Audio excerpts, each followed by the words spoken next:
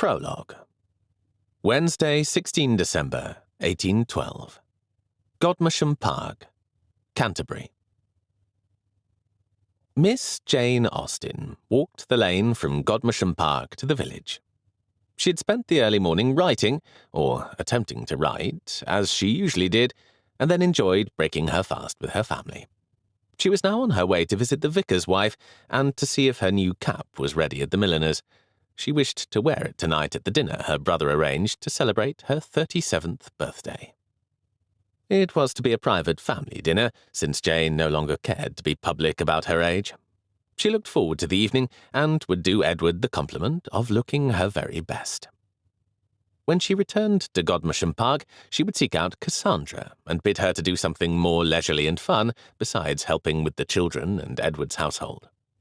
The sisters were in Canterbury with their mother to visit Edward's family for the festive season, and Jane's elder sister Cassandra was an industrious woman who was always helping or taking care of someone. Jane thought about the story she was writing, Mansfield Park, and her difficulty this morning.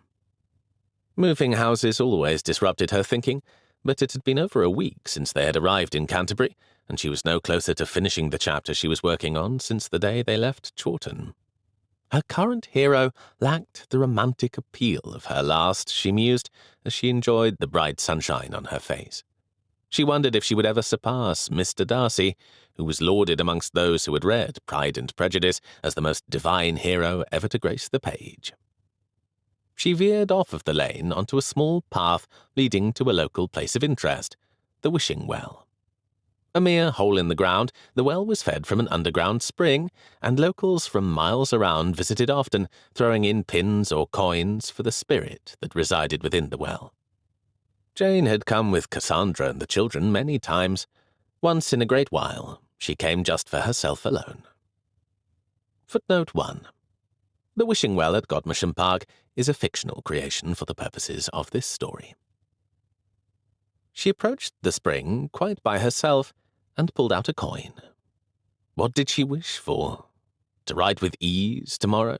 To write a hero that would put even Mr. Darcy to shame? Was it possible? Or did she wish for something more? The thought stopped her. More what?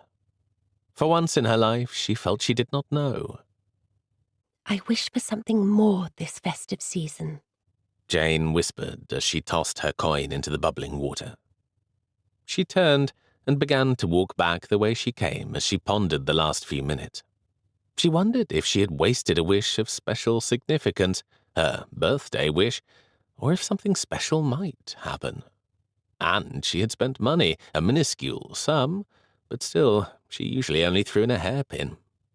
Well, if she awoke tomorrow morning and wrote with ease, she would be grateful even for only that.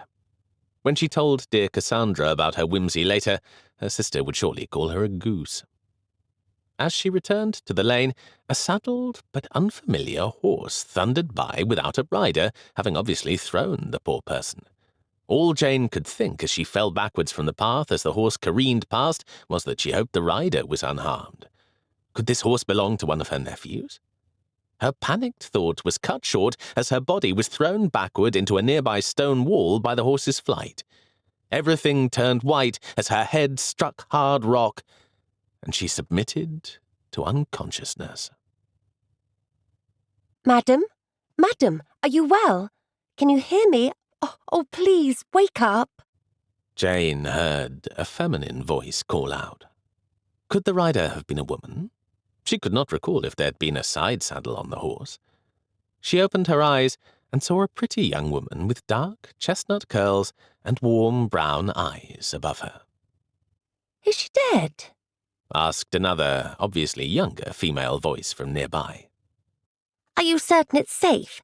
Have you ever seen her before, Lizzie? Asked another. Of course it is safe, Lydia. Do you see anyone else nearby? I cannot think who she might be, said the first voice. We are closer to Longbourn, but I think Jane's household at Netherfield would be a better choice for welcoming an injured stranger. Our mother's nerves might not be equal to the task today. She is too affected by our cousin's upcoming visit to Meryton, and she was anxious about it at breakfast. Kitty, Charles is on the eastern border today, doing some work on the stile with Mr. Kennedy. Run there as fast as you can. Ask him to send help and a cart to move this lady." "What? Who?" Jane attempted to ask as she blinked. The bright sunshine hurt her eyes, and the pain was blinding. She could hardly think at all. Had there been a carriage as well? How many women were there? Did someone say Longbourn? "Oh, thank the Lord!" A young woman exclaimed as she saw Jane coming too. "I am Miss Elizabeth Bennet, madam. Can you tell me your name?" The young woman asked. Elizabeth Bennet? Was she delirious? "Miss Jane." Jane tried, before a wave of nausea and pain in her injured head overtook her. "Miss Jane? Miss Jane what?" Miss Elizabeth asked insistently, but Miss Jane had already slipped back into unconsciousness.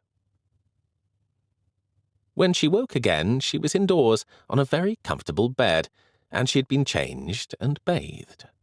Jane kept her eyes closed, for the light from the window pained her. Two feminine voices spoke from across the room. "All she said was Miss Jane," said a very gentle female voice. "Those were the only words that she spoke before she fainted. Jane," answered the female voice from before, the one who had claimed to be Miss Elizabeth Bennet. "I thought you and Charles would manage a strange invalid much better than our mother. I suppose you are right. Charles wishes to show her every courtesy," said the other woman. Could this possibly be Miss Caroline Bingley? No, Miss Bennet had called the woman Jane. She specifically mentioned Jane's household at Netherfield before. That would make Jane Mrs. Bingley. But if Jane was Mrs. Bingley, should not Elizabeth be Mrs. Darcy and not Miss Elizabeth Bennet? "They were to be married the same day. What has happened to my story?" She wondered, recalling that Lydia had also been there when she was found. Should not Mrs. Wickham be in Newcastle? Something has gone wrong, she thought, as the pain pierced her head again, and she slipped once more into unconsciousness.